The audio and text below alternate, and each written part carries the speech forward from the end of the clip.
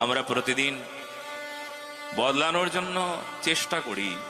এখন গরিব আছি, ধনী হব, বদলে যাব।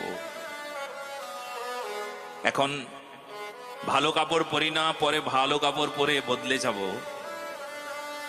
এখন আমার লাইফস্টাইলটা এমন দেখছো, কিছুদিন পর দেখবে আমি কত বাবু হয়ে ঘুরে ঘুরে বেড়াবো, বদলে যাব।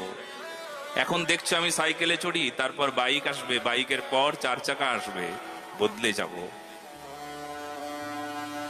এখন একতলা দেখছো, আমি 5 তলা করব। একটা প্রপার্টি নয়, 10টা করব, বদলে যাব। একে বদলানো বলে না।